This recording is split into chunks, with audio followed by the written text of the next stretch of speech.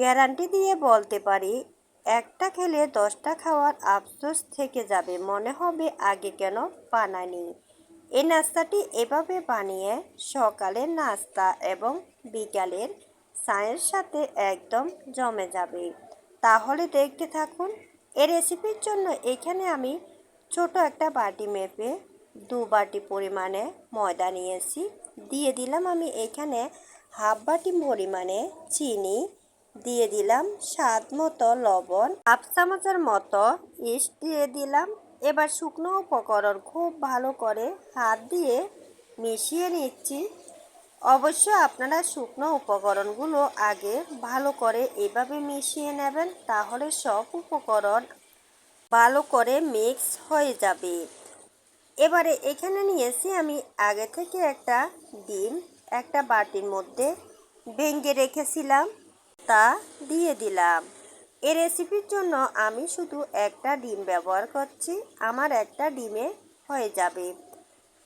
এবার আমি ডিম খুব ভালো করে সব উপকরণের সাথে খুব ভালো করে মিশিয়ে নিচ্ছি।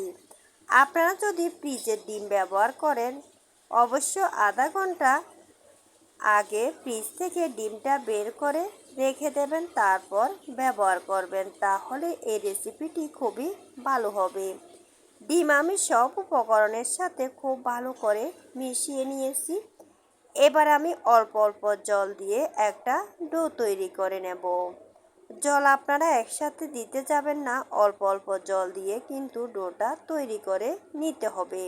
ভিডিওটি দেখতে দেখতে যারা এই পর্যন্ত এসে একটা লাইক দিতে ভুলে গিয়েছেন, একটা লাইক দিয়ে পাশে থাকুন। আর ভিডিওটি কেউ স্কিপ করে দেখবেন না, স্কিপ করলে কিন্তু আপনারা বুঝতে পারবেন না যে এই রেসিপির মধ্যে আমি কি কি উপকরণ দিচ্ছি। ডো কিন্তু খুব ভালো করে রেডি করে নিতে হবে। ডো কিন্তু একদম শক্ত করে তৈরি করবেন না, তাহলে নাস্তাগুলো ভালো হবে না। তাই আমি অল্প অল্প জল দিয়ে খুব সুন্দর করে একটা ডো তৈরি করে নিচ্ছি।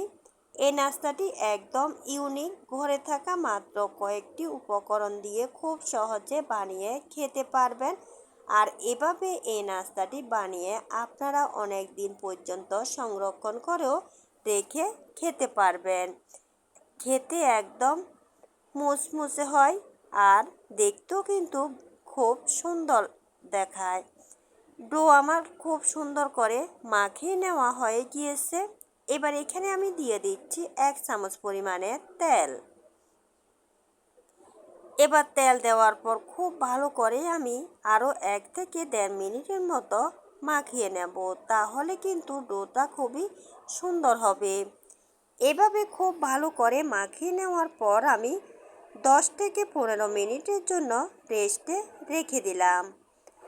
যেহেতু এখানে আমি ইস্ট ব্যবহার করেছি, তাই অবশ্যই 10 থেকে 15 মিনিটের মতো রেস্টে রেখে দিতে হবে। 15 মিনিট পর আমি চলে এসেছি। এবার ঢাকনা তুলে নিয়েছি। ঢাকনা তুলে আমি খুব ভালো করে আবারও মাখিয়ে নেব। এই রেসিপির জন্য খুব সুন্দর করে ডোটা তৈরি করে নেবেন একটু হাতে সময় নিয়ে, তাহলে এই নাস্তাটি খুবই সুন্দর হবে। দেখুন বন্ধুরা, খুব সুন্দর করে আমি মাখিয়ে নিয়েছি। এবার আমি লেচি কেটে নেব। যখন আপনারা 15 থেকে 20 মিনিটের জন্য রেস্টে রেখে দেবেন, তাহলে এই ডোটি একদম সফট হয়ে যাবে। অবশ্যই আপনারা এই নাস্তাটি বানানোর সময় এই কাজটি করে নেবেন। এবার আমি এখানে 3টা লেচি কেটে নিয়েছি। এবার খুব ভালো করে হাত দিয়ে আবারও মিক্স করে নিচ্ছি। এভাবেই আমি রুটির মতো করে তৈরি করে নেব। লেচির উপরে আমি অল্প পরিমাণে ময়দা ছিটিয়ে দিলাম। ময়দা ছিটিয়ে দেওয়ার পর খুব ভালো করে এভাবে লাগিয়ে আমি রুটির মতো করে তৈরি করব। তবে রুটির মতো গোল করে তৈরি করব না, আমি লম্বা করে বেলে নেব। এই নাস্তাটি তৈরি করার জন্য লম্বা করে এভাবে বেলে নেবেন, তাহলে নাস্তাটি তৈরি করতে খুবই সুন্দর হবে। এভাবে আমি খুব সুন্দর করে একটা রুটির মতো করে তৈরি করে নিয়েছি। তবে একদম পাতলা না, একটু মোটা রেখে এভাবে বেলে নিতে হবে। এবার আমি একটা গ্লাস নিয়েছি, একটা গ্লাসের সাহায্যে নাস্তাগুলো কেটে নেব। আপনারা চাইলে পটের কাক বা বাটি দিয়েও কেটে নিতে পারেন। এবার আমি নাস্তাগুলো কেটে নিচ্ছি। এভাবে যদি আপনারা গ্লাস দিয়ে নাস্তাগুলো কেটে নেন তাহলে একদম সমানভাবে গোল হবে আর দেখতেও খুবই সুন্দর হবে।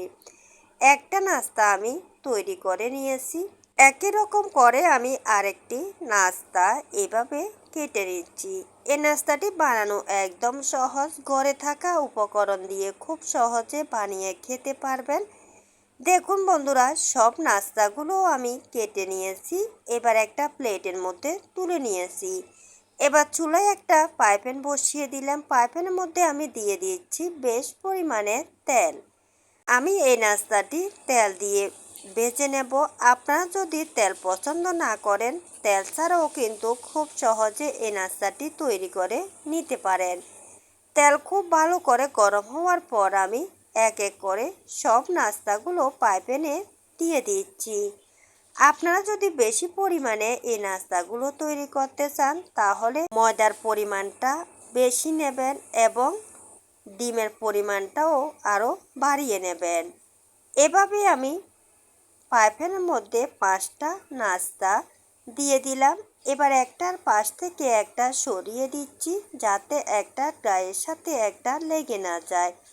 এভাবে কিছুক্ষণ পরে আমি এক পাশ উল্টিয়ে দিচ্ছি। এ সময় চুলো আঁচটা বাড়িয়ে দেবেন না, তাহলে কিন্তু নাস্তাগুলো ভিতর থেকে হবে না, ভিতরে কাঁচা থেকে যাবে। তাই মিডিয়াম আঁচে নাস্তাগুলো খুব সুন্দর করে ভেজে নিতে হবে। দেখুন বন্ধুরা, এক পাশ কিন্তু খুব সুন্দর করে ভাজা হয়ে গিয়েছে। এবার আমি এক পিস করে সব পিসগুলো উল্টিয়ে দিলাম। এভাবে আমি কিছুক্ষণ পর পর উল্টিয়ে পাল্টিয়ে নাস্তাগুলো একদম লাল করে ভেজে নেব। এভাবে আমি কিছুক্ষণ পর অপর পাশও উল্টিয়ে দিচ্ছি। অপর পাশও কিন্তু খুব সুন্দর করে ভাজা হয়ে গিয়েছে। এবার আমি এই নাস্তাগুলো তেল ঝরিয়ে একটা প্লেটের মধ্যে তুলে নেব। নাস্তাগুলো কিন্তু এর থেকে আর বেশি লাল করে ভাজতে হবে না। এরকম যখন কালার আসবে অবশ্য তেল ঝরিয়ে একটা প্লেটের মধ্যে তুলে নিতে হবে। নাস্তাগুলো কিন্তু ফুলে একদম ডাবল হয়ে গিয়েছে। দেখুন বন্ধুরা, দেখতে কতটা সুন্দর লেগেছে। এবার আমি নাস্তাগুলো অপর পাশও উল্টিয়ে দিচ্ছি। দেখুন বন্ধুরা, অপর পাশও কিন্তু একদম লাল হয়ে গিয়েছে। এই পাশ ওপাশ খুব ভালো করে আমি ভেজে নিয়েছি। এবার আমি একটা প্লেটের মধ্যে তুলে নিচ্ছি।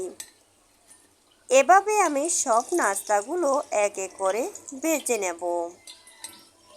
নাস্তাগুলো দেখতে কতটা সুন্দর হয়েছে দেখে বুঝতে পারছেন। এভাবে এই নাস্তাগুলো বানিয়ে আপনারা অনেক দিন পর্যন্ত বাসায় রেখে খেতে পারবেন। আর এই নাস্তাটি ভিতরে একদম কেকের মতো হয়েছে। আর এই নাস্তাটি যদি একবার এভাবে বানিয়ে খান বারবার খেতে মন চাইবে। দেখুন বন্ধুরা, নাস্তাগুলো কতটা লোভনীয় হয়েছে আর ভিতরে কিন্তু একদম কেকের মতো রয়েছে। এভাবে যদি আপনারা এই নাস্তাটি বানিয়ে বাচ্চাদের টিফিনে দেন, বাচ্চারা কিন্তু টিফিন বক্স একদম খালি করে ফেলবে।